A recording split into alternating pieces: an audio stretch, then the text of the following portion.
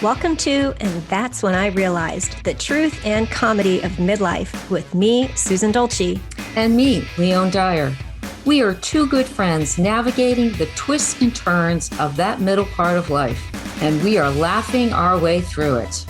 Don't get us wrong, it's not all that funny all the time. There's so much we're unprepared for. Adult children, changing bodies, aging parents. We want you to know that you are not alone in these challenges.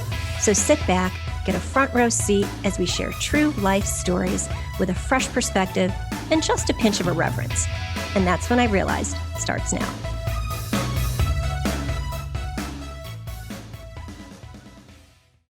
Hey everybody, welcome to And That's When I Realized. I'm Susan Dolci. And I'm Leone Dyer. And this is a show, she still is, even though she's a little late to I know. And this is a show where we are tackling the truth and comedy of midlife. Leone and I are best friends, and we do our best to get together every Friday on Zoom to share our week, to share our joys and our challenges and laughs, and discuss all those things that friends share. And I don't know about you, but we kind of thought that by the time we were in our mid-50s, we would have had life kind of figured out. But it turns out there was a lot we weren't prepared for. And that's why we decided to take this conversation to the airwaves and share them all with you. And today we are discussing what it means to age like a guru with our special guest, Dr. Rosie Kuhn. So before we get into it, let me give you everything. Dr. Rosie Kuhn, the author of the popular Empowerment 101 book, is the founder of the Paradigm Shifts Coaching Group and the preeminent thought leader in the field of transformational coaching, coach training, and leadership development. Rosie began her career over 30 years ago as a clinical therapist for addiction recovery programs in Nova Scotia, Canada. In 1999, she founded the Paradigm Shifts Coaching Group in 2001 and created the Transformational Coach Training Program in Silicon Valley, where she has facilitated the group for over a decade.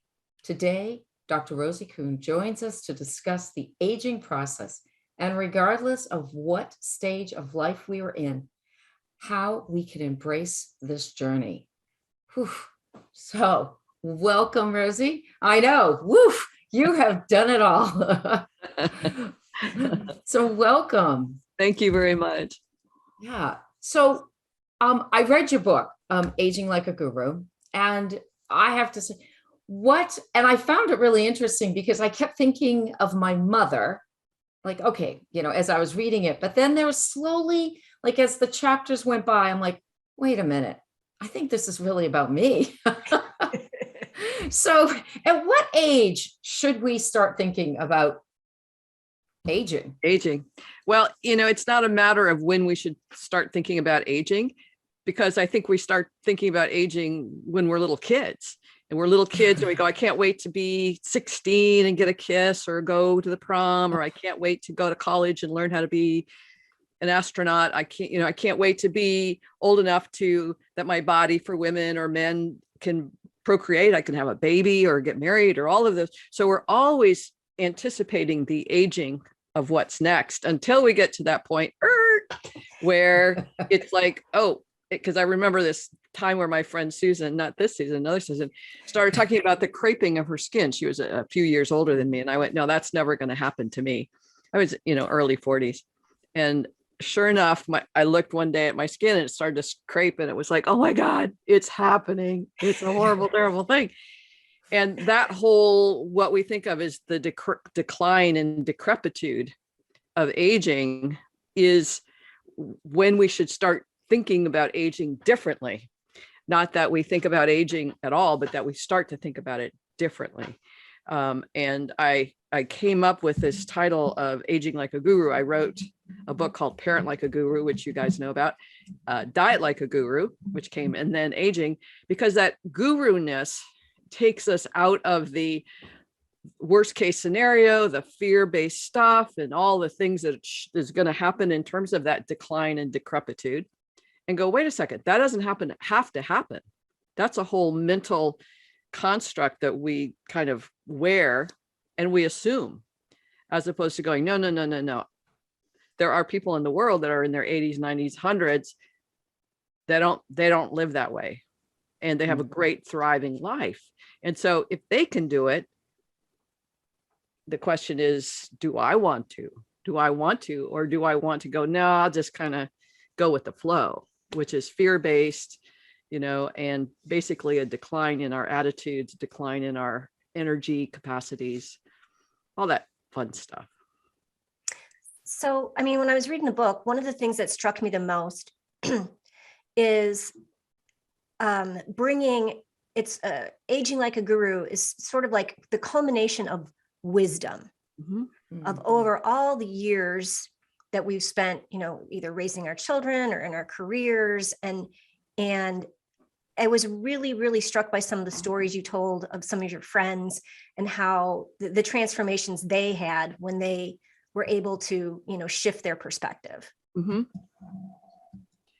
It's really fascinating. Now I'm in my 70th year. So I say it that way just because I'm 69, but there was a point past summer in August, I went on a horseback riding trip, and it was in the wilderness and in Washington. It was beautiful, 9,000, feet altitude, challenging. And I did a great job.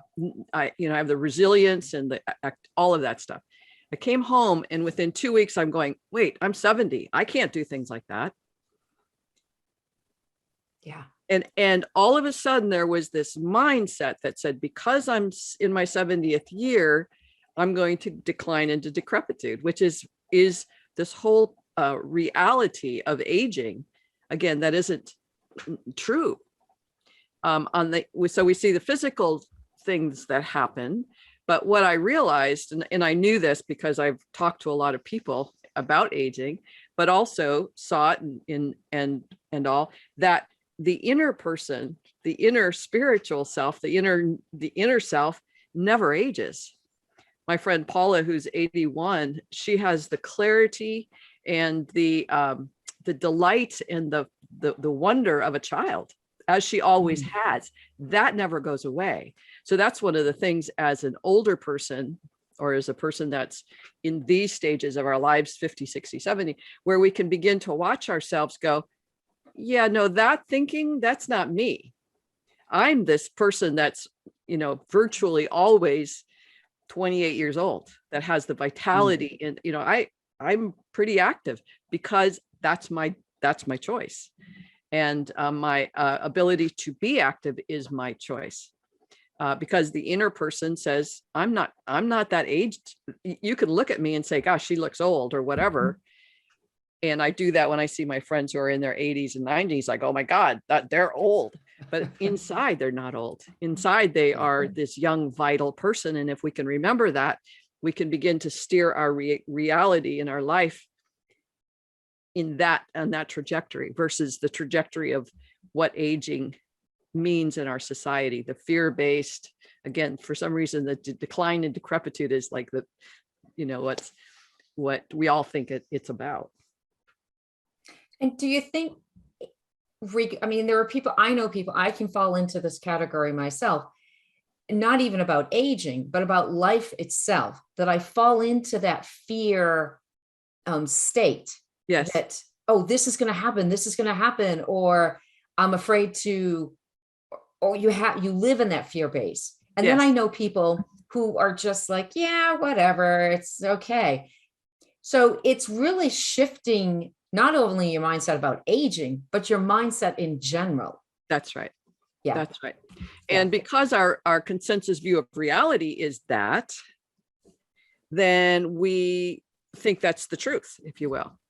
And Yoda in the Star Wars series says to Luke Skywalker with his whatever that is. Lightsaber. Yes.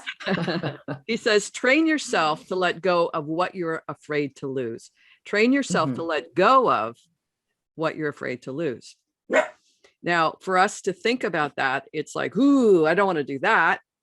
I depend on my doctor. I depend on my medical team. I depend on my yearlies and I depend on this, and I depend on and just fill in the blanks of all the things that we're attached to.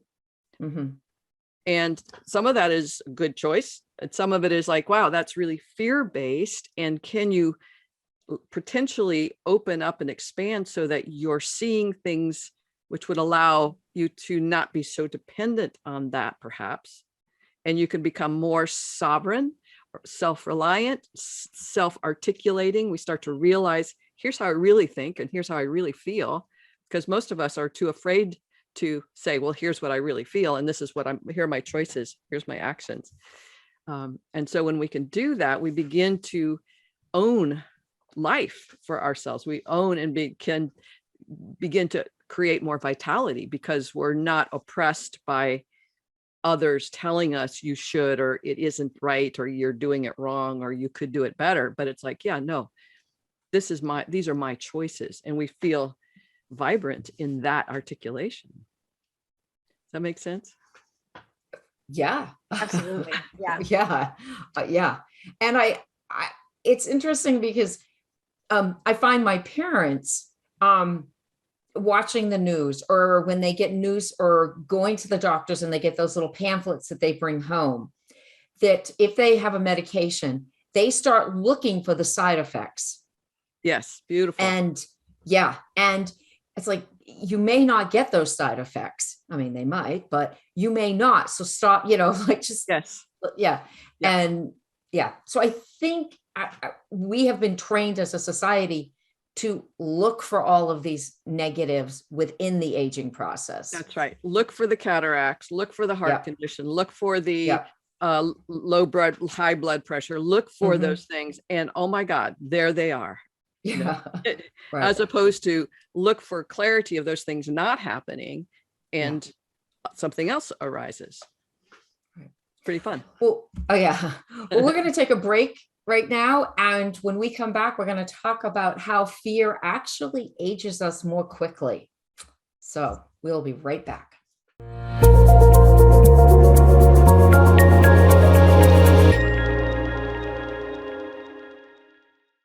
Welcome back to And That's When I Realized, the truth and comedy of midlife. I am Leone Dyer, and I am here with my co-host, Susan Dolci. And we have the honor to have Dr. Rosie Kuhn with us today, discussing her book, Aging Like a Guru. Who, me? I love that. Because I didn't think it was me. I didn't. Right. Okay, go ahead, Susan. No, I'm sorry. I didn't mean to interrupt you, but I don't want to forget this question. I jotted it down if you heard me scribbling before. But we were talking about how basically, like, like what you put your attention to, you see or grows or happens. Mm-hmm. So I'm wondering if the opposite is true.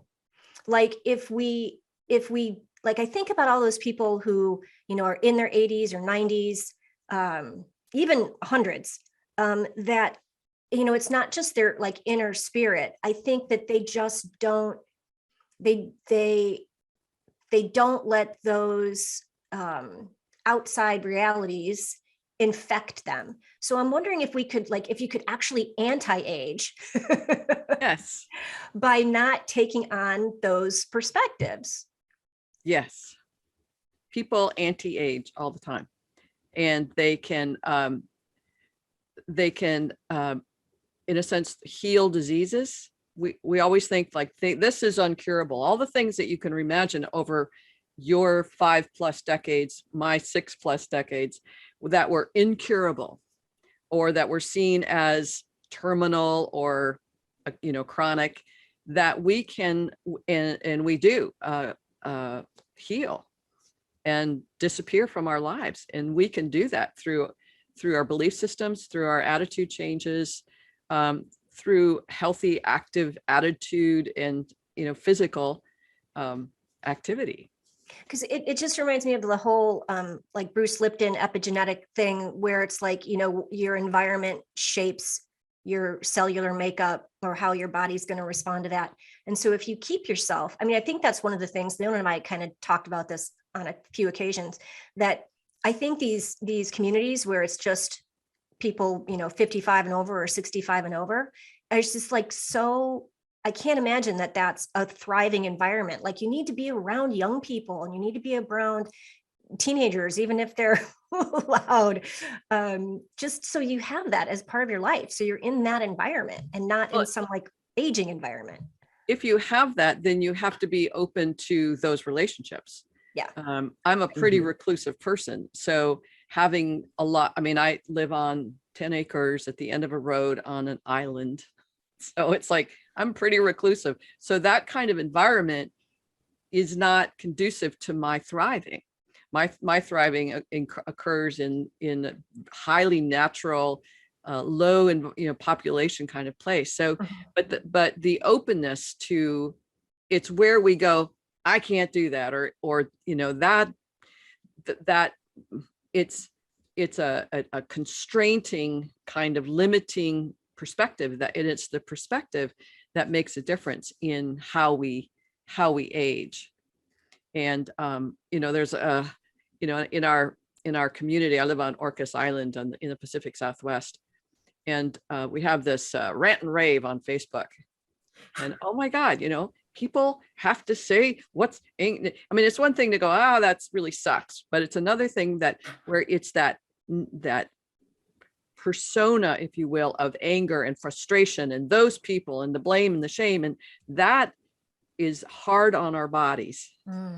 It's hard because even if you just for a moment just go into a constraining, you can feel how exhausting that would be to hold that kind of armoring of yourself, to go, that's bad, that's bad, that's bad, that's bad. There's a statistic I like to talk about in terms of life and living, that 80%, there's a research that says 80% of our thoughts are negative in nature. 80% of our thoughts are negative in nature. Wow. Yeah. And that is huge destructive force on our bodies, to be in that constant negativity that we're constantly doing by look at that, or the fear, watching the news every night. And if we watch it with curiosity and fascination and compassion and all of that, that's one thing, but it's like, isn't that terrible? And isn't that terrible? And isn't that, and I can just feel it in my heart, in my body, when I just am imagining this with you guys, what that does to my system. So it's a deterioration that happens through all that negativity. And we have the capacity to go, and this was a realization for myself, to say, what if I went from 80 to 70% negativity? What if I just did 10% different? Imagine how much better, I do it this way, but imagine how much better my life would be if I just looked at those thoughts that are, every thought at that point just about was 80% of my thoughts are negative. And if I start going, wait, stop, then I stop that stuff and I make more space for what we're talking about, more health, wealth, and well-being. I make more space for that because I'm not in that negativity. And so even 10% is huge. And then I got that 10%, and it's like, what if I take another 10% off? And my life gets better and better. And, in May, I go, hey, I think I'll go horseback riding in the mountains for a week alone with other people, without, friends. And it's like, it just happens. And it was awesome. But if I was like, oh, you can't because you're too old and you haven't ridden a horse in 15 years and you can't get out of your own way. But when we can begin to just look at 80% of our thoughts are negative in nature, and you can imagine how many of those are related to aging. Where's the money? Where's the security? Where's the independence? Where's my mind going to go? Where's the health going to go? Where's my children? And why aren't they taking care of me? Where, all that stuff is negative in nature, as opposed to going, how can we shift that so that we allow more positivity, more thoughts of well-being that we create? We have to create it. I'm really glad you brought in Bruce Lipton's stuff, Susan. So much more. There's so much research now about all of that. Joe Dispenza writes about you are the placebo, and how we create the positivity is really, really important.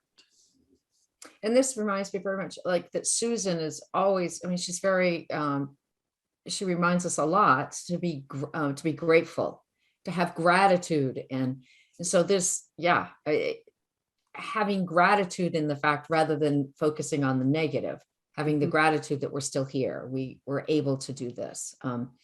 I just did a meditation last night with a group, and it was an Esther Hicks meditation. And the entire thing was, I am grateful for my bed. I am grateful for my space. And I've never thought about that, whereas, I need to get to bed because I have to get up tomorrow morning. That's yeah. And that's right. I mean, you go from the negative to the, let's just be grateful. Yeah. Yeah. I wrote a piece in my 30s called "I'm Grateful for My Teeth." I was on my way from Nova Scotia to yeah. Yeah, it's in the book. It's a really good story. Tell it. It's an awesome story. Because, at that point I had an attitude of, I have nothing to be grateful for. I had my master's degrees and I, blah, blah, blah, blah, blah. But my attitude was I have nothing to be grateful for. And this man from Newfoundland said to me, "Wow, are those your teeth?" And I said, "Yeah." And he goes, "Wow, that's so unusual for the people in my province. Most women your age don't have all their teeth anymore. They've got dentures." And it was like, wow. And that moment was like, I am so grateful for my teeth. And it was like, well, geez, that was a wowie, and then it was like, wow, I'm grateful for my fingers. I'm grateful I can put my underwear on, I can put my underwear on. There are people that can't. We take that all, like you're saying, I think, Leone, we take that for granted. Yeah. And so much. And what I realized at 70, I didn't even start writing till I was 56. My books, I didn't write. I wasn't a writer. I wasn't any of this. I was not any of this. So my life really started. I finished my PhD when I was 50 and began this coach training and, all of the things that I've been doing. But my first book came out when I was 56. So, I'm just in the prime of my life at almost 70. And that's just a matter of fact. And I know that that's a possibility. That's potentiality in all of us. It's not just me. I'm just a regular person, really. And I'm a late bloomer. Okay. And this is what that looks like for me. And I totally support every single person to say, hey, it gets better and better, or it has the possibility, the potential. And what we're learning about ourselves through this process, and what you guys are providing as an opportunity to really talk about this in a way that's not frightening or statistical and, analytical. And here's the tips for aging good. It's not it's like, holy crap, this is hard work, It's hard work. Oh my God. And there's days it's like, oh my God, that's the best day ever. I've got eagles in my, up here. I'm pointing behind me on the hill. I've got eagles that are mating or whatever. And I woke up this morning to eagles, like, oh my God, how good could it, it's so great. Right. And, however you want to see the world, as opposed to those damn eagles, they're, making a lot of noise and ruining my sleep. It's all, how do you want to see it? It's how you want to see it. You mentioned in the book, I know we're coming up on another break, but one of the things I really liked is if you're a grumpy 40 or 50-year-old, you're just going to be a grumpier old man or old lady, right. And if you're bright and vibrant and you've got this great attitude, then the potential is there for it to only grow. That's right. As you age. That's right. And if you're grumpy now, I can see where my attitudes, what they were, from here, I can look back 2020 vision and go, wow, I was really grumpy. I can still see where that grumpiness is here, or where I blame or victimize myself, blah, blah, blah. I don't want to do that anymore. So at every age, at every step, we have this consciousness that we can utilize to say, I got to train myself to not do that. I got to train myself to shift my orientation. So I'm thinking differently. I'm hearing differently. I'm seeing differently. I'm giving myself an opportunity to see this as a gratitude moment, as opposed to, God, this sucks, Yeah. So we're always at choice, and to utilize that is really, really important. I think one of the key aspects in anything is being true to yourself. in whatever we're doing, and whether it's aging or Yes. dieting or just being true to yourself, and how we're always constantly we're trying, like our guides or our spirits or the universe or whatever you want to say is trying to like maybe like bring us back, and how we fight that.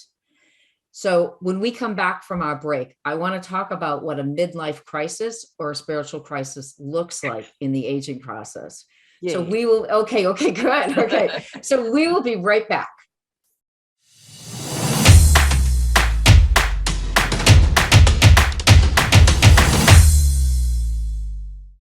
Hello, this is, and that's when I realized, the truth and comedy of midlife.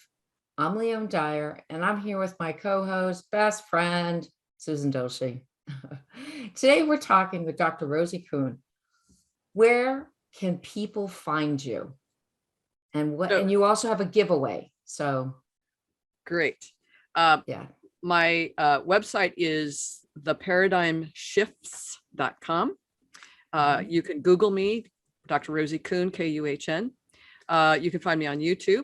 And those are all great places. I have a live that I do every Thursday at 3:30 p.m. Pacific time. And the giveaway is there's a boot camp. It's called Inward Bound Boot Camp for Self-Transformation, 20 videos. It's about 10 minutes each video. And it's really about the process through which every single one of us travels through, if we want to, in conscious self-transformation. And I look at it from the caterpillar. There's a little caterpillar who goes into a cocoon and then inevitably comes out transformed. And so this is just the boot camp, the beginnings of that. So look at the links below, and you'll find links to that boot camp, and just have a wonderful time. It's really, I think it's a great beginners primer, and it's great for advanced. A lot of the people who've trained with me as coaches have gone back and taken it, and they're just really thrilled with more learnings that come up. So it's a good place. It's a good thing. Fun fact about those cocoons. Do you know, I remember Veronica, a friend of Leone and I, telling us that, I didn't know this, that the caterpillar actually turns into a pile of goo. That blows my mind. And then actually all those cells recombine to turn into a butterfly. That is so crazy. Yep. Crazy. Yeah. Okay. And that they have to do it themselves. Like you can't, like if you try to help them, that destroys so if you see a cocoon, don't open it. Yeah. So anyways, right. Don't let them do it on their own. Before we went on break, we said that when we return, we're going to talk about a midlife crisis, or a spiritual and midlife crisis. And how does that bring us to, or how does that affect the aging process? Well, the aging process is what we're doing from the moment we become a zygote. The moment that two cells come together, we're now in the aging process, and it occurs until death. So that process is a given. What we do with that, with our mentalness, is what we do with that. Our spirit self, which lives within this physical form, does not age. It's eternal. It's forever. And so it's just here, la, la, la, la, la, la, la. And it's going through the motions. It's in essence, it's going through the motions, but we're here to learn. We're here to grow. We're here to ignite and elevate and up level our sense of vibration, if you will. And as we do that, we become happier, more fulfilled, more excited about life. We see more beauty, and we feel more compassion for the world, less hate. All those good things happen. But there's a point where the consensus reality that we've been talking about, and how the world sees the world, and we're part of that world as we come into this form. At some point we go, wait a second, there's something that's not making sense. It might be the religion or the economics or the politics or the education, like stuff stops to make sense. And then we hear this a lot from people who become famous or rich, and they go, something's still not adding up. Or I talked with a client that I've been working with for years. We had like about 8 years that we haven't been working together, but he called me back and he said, my life is good, but it's not optimal. And I want that optimal. But there's this. And I go, what is that? And he's been struggling with the same thing all this time, which is life has meaning, but there's something more, and I don't know how to get there. And so quite often, this is what we call the midlife crisis, or a crisis of meaning. It's like nothing makes sense. It doesn't, because as we begin to grow ourselves and we become more connected with our higher self, our higher knowing, as we mature, we have less attachments to what other people think, generally speaking. So as we do that, we go, okay, that doesn't make sense anymore, but I don't know what does make sense. You know, we say, here's that cocoon, you know, I'm a caterpillar and I'm moving along, and I'm going to get to the point of retirement, and it's going to be happy, and then everything's going to be great, and I'm going to go live in wherever, and then it's going to be great. And it's like, at some point it doesn't work that way. At some way we have to confront an elementary or junior immature thinking by going, wait a second, that doesn't work anymore. But we don't have our reality doesn't give us the manual for what it is, which is your divine being that's ever present, and you don't die, all those kinds of spiritual principles. We don't know how to integrate that. And so quite often we melt down, as in the cocoon, we have a meltdown. These are the things that don't make sense. These are the things that used to make me happy. These are the things that, you know, I was at a friend's house yesterday and watched the Olympics, right? Watching the Olympics, which as a kid and even, 15 years ago, it was a big deal. And now it's like, not so big. It's not so important. And there's a part of me that feels like, well, what's important if that's not important? What is important? What makes sense? What has meaning? What matters? Because on some level, when you get to these cocoony places, mushy meltdowns, it's like nothing matters. And this happens when people lose their jobs, this COVID thing, when people lose partners through divorce or separation or illness. When in those moments of loss, we go, nothing matters. And I don't know how to make things matter again. So in this place, like I got what I was mentioning, like when I realized I'm in my 70th year, it's like, I'm old. Like there's this, right? And if you take away that, it's like, what am I? Who am I in this body that's this versus that? So all of those questions show up in that place, and it gets really scary because there's, in a sense, there's no answer. There's the, I did a workshop a long time ago. It was what's really happening when life gets scary. And it's like, here's the big fat B with for each and every single one of us human beings. We think it's me, it's you. You're the only one going through this. We're all going through this big fat B with of, what does this mean? What's this about? And for every single person, there's a different answer. There's a different practice. There's a different journey ahead of every single one of us. And that makes it difficult too, because people go, what's the answer? It's like, the answer is partly it's a big fat B with. And second of all, find some teachers or coaches or supports, huge community on YouTube that talks about these things. Not in terms of giving you the answers, but here's some books, or here's some thinking. Here's some ways to think about this. This is the self-empowerment that does it all the time. Self-empowerment 101 book. It's like, there's so many resources out there for us now. And it doesn't mean you're not going to go through this. It's because I think it's it's like going through, if you're in school, you're going to go through an examination period. And that examination period requires you to be present in a way that feels torturous and painful and struggling, perhaps. And grief. I have no answers. I don't know how to do this. I have all of that. And in that mushy place, then we quite often reach out to a higher power, or out to something greater than ourselves, or we become more connected to, this is what you said earlier, Leone, in a sense that we become more connected and begin to trust ourselves. Okay, I've been here for how many decades on the planet? I have some resources inside here that I can trust. and we begin to develop that self-trust and that self-respect, and I'll get through this. So I've gone through a number of these, what I call a spiritual immersion process. I've done a podcast called Spiritual Immersion, taking the plunge of that, immersing ourselves in a reality beyond our 3D consensus. Hey, let's make some money, let's be successful, let's have the family. But it's like, what's beyond that in our truer sense of self? So it's a big deal. Susan?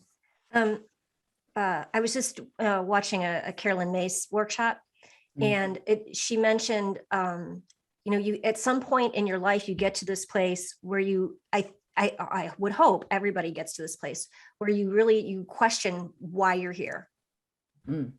Like, what is my purpose? And because it comes to that place where all the things stop making sense. And then you're like, what am I supposed to do? What am I here to do? What's the point? Yeah. And that leads to that, now you have to connect with that eternal part of yourself and to whatever you want to call your higher power and surrender. Right. I mean, I think that's one of the beauty parts of getting older, is there comes this part where it's like the surrender isn't quite so hard. And it's not surrendering to aging, it's surrendering to whatever is going to be. That's right. But the deconstruction, we're not, even if we're prepared for the deconstruction, if somebody says, okay, when you're in your mid 40s and 50s, you're going to go through a deconstruction period. And you go, oh, okay, I'll be ready for that. And then it's like, it's here, and you go, yeah, it's like a 2x4 upside your head, and you go, what just happened? And quite often it happens either with a loss of a job or a loss of a partner or something like that's so devastating. We have no way of being with the truth of that loss. I mean, quite often it has to come in a sense, it has to come to that for us to get to a point of the deconstruction process of when we go into the cocoon, that deconstruction of our identity, our deconstruction of relationships that we thought were the most significant, and they made, like, I can't breathe without this individual, or I can't breathe without my left hand, all whatever that is. And so we have to, at deconstruction, it's horrendous. The abyssness of what's occurring inside of us that we can't be prepared for. But to know that it exists, and that, just like me with crepey skin, is like, yeah, no, I wasn't ready for that. I was not ready for it the first time, second time, or third time. But I'm more like, oh yeah, here it is again. Okay, now I'm clearer about this is what's happening, but it doesn't make it any easier, because there's in every examination, right? There's a different level of learning. There's a different level that I'm being asked to grow and grow my capacity. And every single one of us, 8 billion people, are going through the same process, because we're all these eternal beings that chose to come here to this planet to learn, to grow, to love, to experience, to express ourselves in our divinity. And that's why we're here.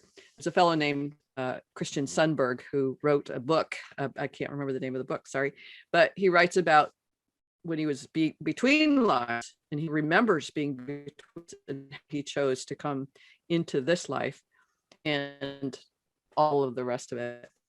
Phenomenal. He's on YouTube, and different people interviewed him. Christian Berg, I believe, is go on break. I will I'll get the book, and I can give you the accurate name of it. Okay. We actually are going to take one quick break, one last break, and then we will be right back.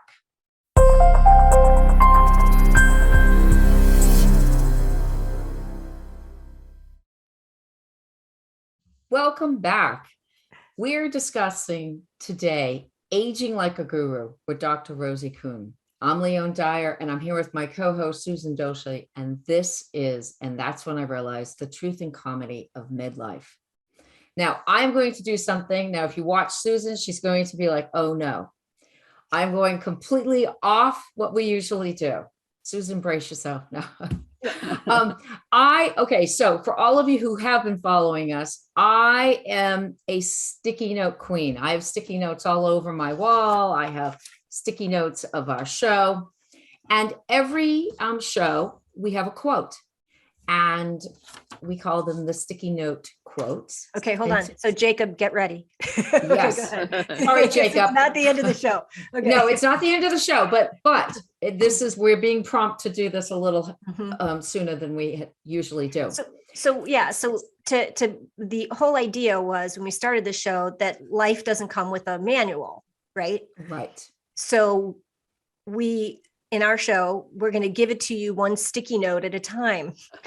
Yes. So today's sticky note is: the adventures of aging are gifts that are given to those who are curious enough to stick around. And that is a quote from Rosie Kuhn. Wow. So, and that was, so when we asked, what would you like to finish the show with? She said, let's talk about sticking around. So what's the advantages of, sometimes, to be honest, I joke like, okay, I'm ready to get off the bus. Not because necessarily I want to end my life. I'm just kind of overwhelmed. So what are the advantages of sticking around? Well, every time the last couple of days, I've been wanting to get off the bus, or someone, says, shoot me now, kind of moments as we have those moments. It's like, what's the point? In fact, this today at 3:30 my time, my YouTube live is called Spirituality. What's the point? And so the point is sticking around. And I thought I'd be off the planet when I was in my 40s. It was like, I'm done. And I've been doing this for a very long time. And it's like, yeah, no, you're not done yet. You're still here. And so I have learned so much about myself and about all of those things that people tell you about, like all those spiritual principles or all the quotes that you guys have, all the manual thing. I have a book called If Only My Mother Had Told Me, or maybe I wasn't listening. So these are all the things that I wish love that had title. told me then. But every time, every day, even now more than ever, in a sense that the more that I'm open to growing and seeing things or hearing things or being guided, I'm growing, expanding, and being guided in ways that I, prayed would happen. And so the more I stick around, the more fun it becomes. My dad used to tell me that. He died when he was 91, and he said, it just keeps getting better. And it's like, how is that possible? You're in decline and decrepitude, blah, blah. And he's like, it just gets better. And you can't know that until you actually live it. And you can't know that unless you're open to knowing it, in a sense that if people go, oh yeah, no, that's not for me, or that'll never happen. It's like, okay, it won't happen. But I'm always open to what's the next big adventure, in a sense of the day, the big adventure of life, the big adventure of what I call, I want to know the fullest potentiality of this being in this body. I want to know the fullest potential of that. And so I have to constantly be aware of, oh, that's a limiting thought, or that's a limiting behavior. And as I know that, I go, that gets in the way of me being my fullest expression. And that's, to me, my secret, if you will, of saying, okay, that's not going to work to get me to my fullest expression. Whatever that is, I don't know. This right now in this moment is my fullest expression. And there's always more. I talked to a friend yesterday who's in her 50s, mid 50s, and she's like, yeah, and then I go, hey, talking from somebody who's now almost 70, like I now have some privilege of, saying things. I've got 3 masters, a PhD, and been doing all this work for a long time. But now that I'm almost 70, I now have the right to say, just wait, because it's going to get better. And truly know that because of her capacity and who she is and her radiance and her vibrancy and her desire to know herself in these greater ways. So that's for me, the most important thing is to stick around and be open to seeing what shows up. Because it can be pretty cool. Hard? Hell yes. Yeah. Scary? Hell yes. Are you alone? Hell no. you got a lot of people like you guys and this whole community, and what, a third of the population that's probably over 60 on the planet. You're not alone. So there's a lot of resources to tap into to find your own truth. In a sense, I'm listening to you guys, listening to me, or listening to Carolyn Mace, or whoever that is. You go, yeah, that's not my truth, and something else is my truth. Then we evolve that way. Yeah. I think that I think where people can get stuck is in that, like we did a show one time, I forget, it was something, but we started with like midlife crisis, but it was that you can get stuck in the impending mortality of your life. Yeah. Or you can, like Carolyn May said, what am I here for?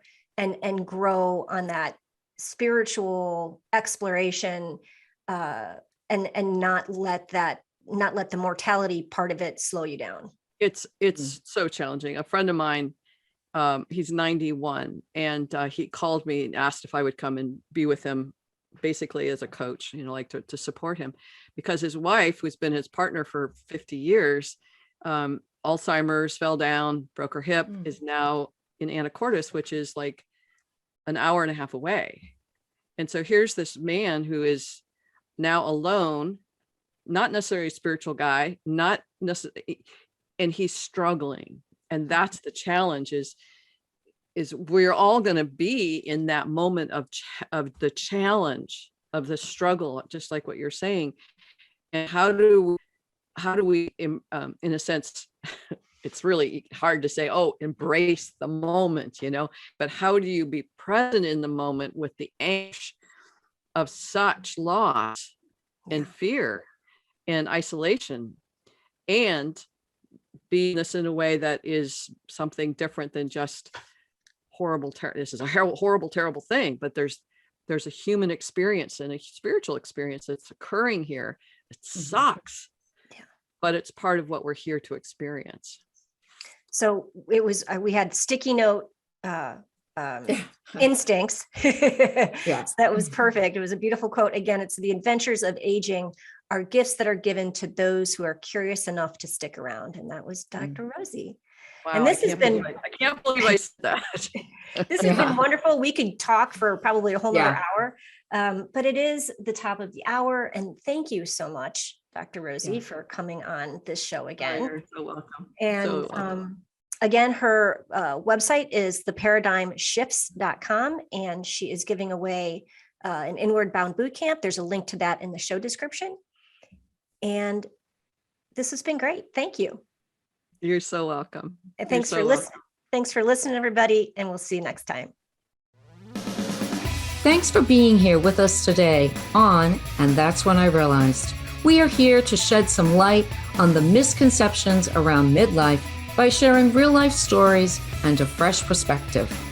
Look, we know it's not easy, but change is constant and inevitable. Let's explore what it means to move through challenges with a dose of humor and embrace each challenge, each new discovery with a higher sense of understanding. We hope you heard something today that made you laugh and recognize the truth and comedy of midlife. See you next time.